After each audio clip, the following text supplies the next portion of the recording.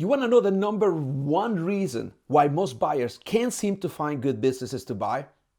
Well, I'll tell you what that is in today's video, but I'll also tell you what to do and what not to do. And most importantly, what the pros do to have consistent deal flow and things that you can start implementing today. Let's get to it.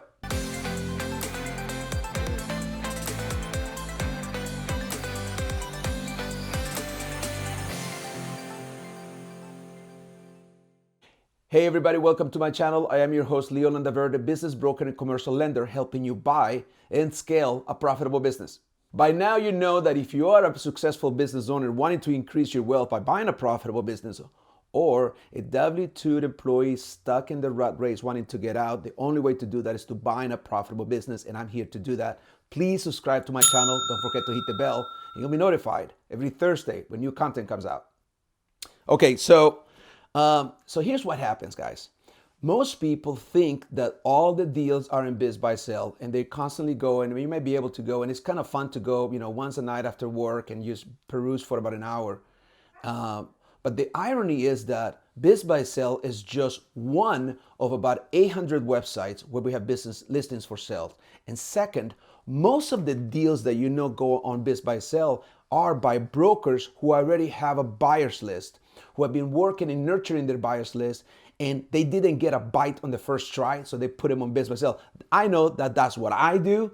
I know that that's what most brokers do. Now, does that mean that there are no good deals on biz buy sell? Not necessarily, but you have to work extra hard, because what happens is when you have a good listing for sale, it's going to be picked up right away. If you are a buyer who's not ready to move, you haven't been pre-qualified, you don't know what to say, somebody else is going to get the deal. So there is a better way, and this is what the pros do.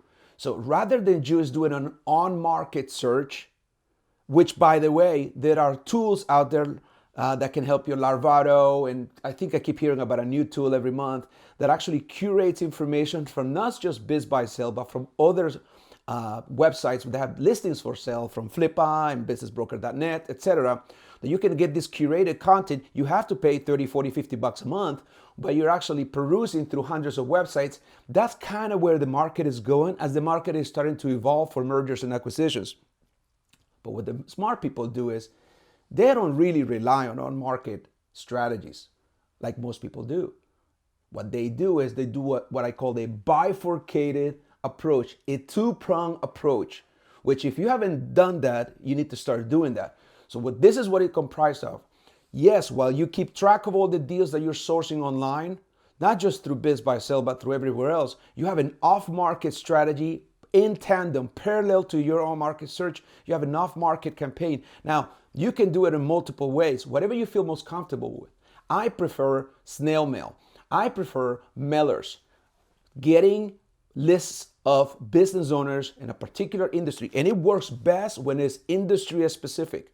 You can't do a shotgun approach when you're doing a specific industry search, which what the pros do is they actually hire folks. They have an entire team of people who is going and curating content from the different platforms like referenceusa.com and a bunch of others. We actually extract those, the addresses, the names of the executives, particularly the CEO, chairman, and president and owner, those particular job titles with specific NAICS codes. And if you ever want to know what a NAICS code is, go to NAICS.com, which is what gives you all of the industry 6-digit codes.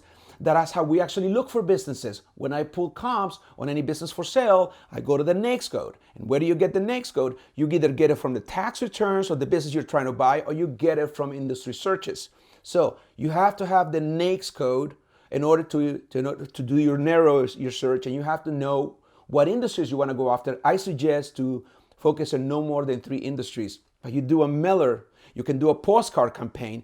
There's places that you can actually find the information for free, download it, and then do the mailer. And that mailer could be 100 to 200 pieces. I usually do 1,000 pieces a quarter.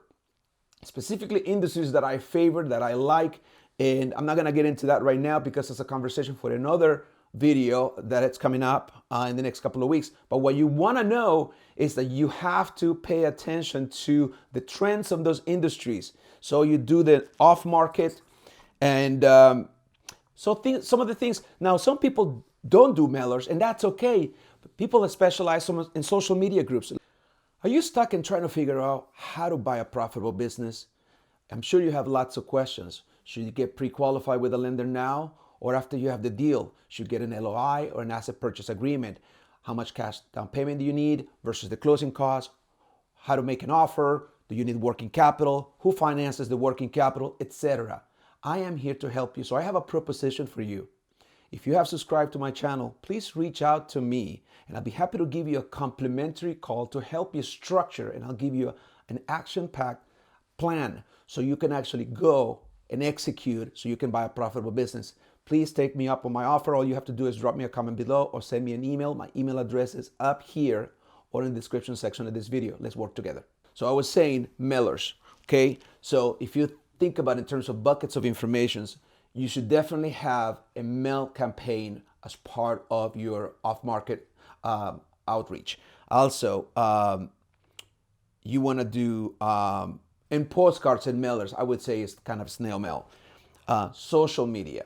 So in social media, what I found that works is there is a ton of industry-specific Facebook groups. So if you want to go after, say, HVAC, if you want to go after self-storage, if you want to go after certain industries where there is a lot of community, the vendors show up to those, RV parks, the trades, electrical, roofing, plastering,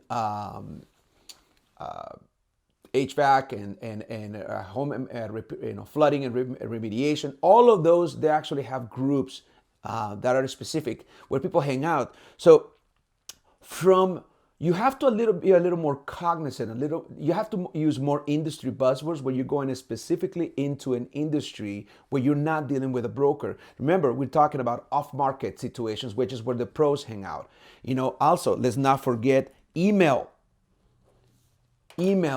A lot of the sophisticated buyers hire third-party marketing companies whose sole job is to market to brokers like me. And I get probably about 1 to 2 emails a day from somebody who is a sophisticated buyer with their own buy box and tells me, Leo, I'm looking for businesses that are between $500,000 and $2 million EBITDA in the $8 to $10 million price range.